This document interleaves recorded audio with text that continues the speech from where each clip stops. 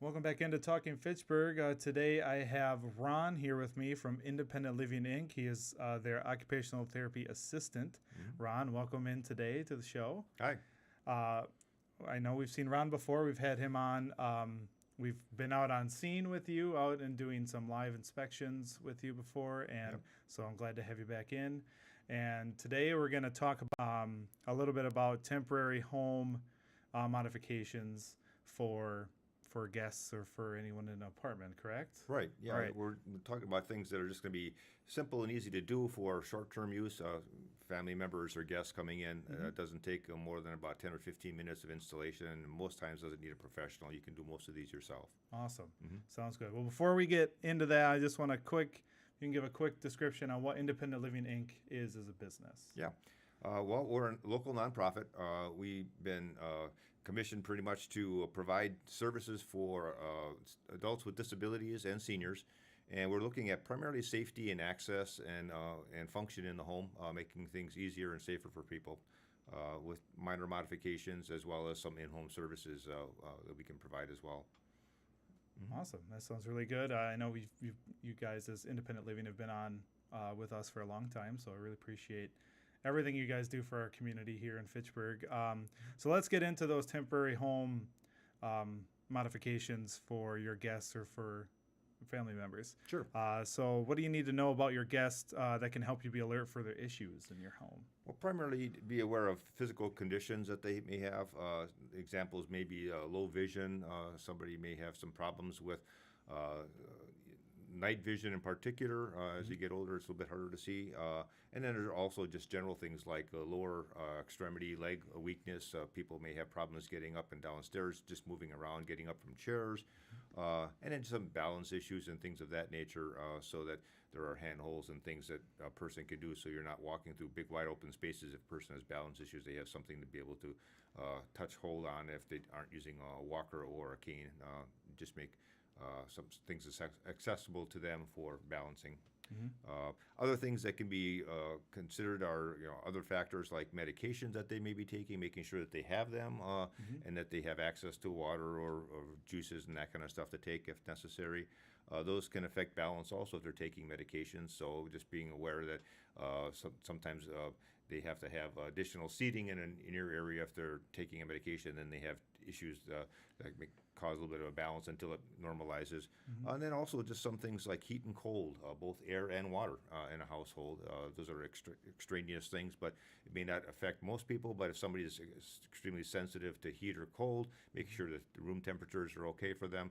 And then what may be normal for you is a hot temperature in your sink may be too hot for somebody that's elderly. They're maybe super sensitive to hot water, so making sure they're not going to scald themselves with the hot water.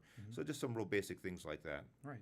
Okay. Awesome. That's really good. So what are some of the things I see you brought some tools today that can be used in the home? So what are some ways you can help avoid falls and stuff around the house with your guests? Well, some of the typical things we always look at in general, but in particular for guests and for short term, would be for rugs and things that could be trip hazards in the home. Rugs, we really recommend have a rubber backing so they're not going to be skidding. So if you step on them, they're not going to slide out from underneath you. There's a couple of different things. You can get a rug that has a rubber back already built into them.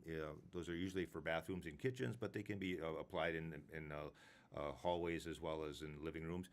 You can also get rubber backing for existing rugs. So if you have rugs that you always like oriental rugs and decorative rugs like that, you can get rubber backings. There are a couple different things. I can show you a couple of these things. It's just a rubber back material like this. You can get it on a roll at the dollar store, hardware stores. Costs a couple bucks. You just cut it to size and just put it underneath your rug, and it'll stop it from slipping.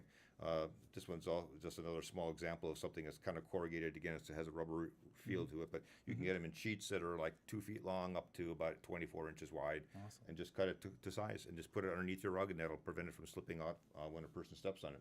So that's a real basic thing for rugs. Just making sure clutter out of hallways and entry into doors are open for people. And then if there are stairs in the house, making sure you're not storing things on the stairs, shoes, hats, anything that you would normally kind of keep on, get those clutter things off the steps, because you may know that they're there all the time, but your guests may not. So especially when you're coming down the stairs, you may not see them very easily. So those are some things on the floor that you want to be careful for. Okay. Lighting is another big issue for a lot of people. Again, low vision could be a problem, but in general, anytime when the lights get low, it's a little bit hard to see sometimes, especially on stairs. So if you have a stairway that's going to be used all the time, make sure it does have a good light. If you need to, you can get temporary stick-on lights that are like closet lights or battery operated. Okay. You can just stick it right on the wall. You just touch them and they come on, and you can touch them and they come off. They provide enough ambient light to be able to light a stairway, even though you don't have a plug-in or a wired fixture in there. In the bathrooms, there are things that you can do, or even in bedrooms, there are plug-in LED motion detecting lights. Like this. It costs maybe $2 to $5 depending on what kind you get, maybe a little bit more for fancier ones. But they have a very low light. LED uses very little, if any, energy at all. You won't even see that it's on if somebody's not moving, but when somebody does move around, it will brighten up for that person. So having something in the hallway or in a bedroom where you normally don't have a light switch readily accessible can have enough light to be able to get to a light switch and turn it on. So that would be something that you can get and just plug in and leave it in for your own purposes, or take it out if it's not needed long term. So that's a real good example there. In the bathrooms, grab bars are a real benefit. Those usually have to be screwed in. I got an example here of what we would have as a regular grab bar. Okay. They have 3 different screws that have to go into a wall. You probably want to have somebody who's either a professional or somebody who's a really good handyman, because these want to go into a stud. Okay. You don't want to just put screws into a piece of drywall or something like that, because if you put a lot of pressure on it, it's going to pull right out. So you have to kind of know what you're doing with these, but if you have somebody, you can put those in pretty easily. You have a little hole shooter and then a couple screws just to put that in. So that would be beneficial, primarily at entries of showers or tubs or alongside of a toilet. If you don't have the ability to put some of those in, we don't really recommend the suction cup or vacuum ones in most cases on tubs. They have a tendency of coming loose whenever you least expect it. Right. So if you have to have something temporary, there are clamp-on tub rails that you can get. I think we provided some pictures on our website that we can get to, that you can see what those look like. They can go on in about 5 minutes to just clamp onto a tub wall. There are other things you can get in the way of transfer poles, but they get a little bit more involved. But that would be another example of something you can help to get over a tub for somebody to step into. So grab bars that are screw-in or clamp-ons, but not something that's going to be a suction cup or a vacuum in particular. Perfect. Well, we got about a minute left here, so I just want to get through a couple more things. So where can people find some help if they want to prepare their home for guests? Where's a good place to go? Well, you can call us.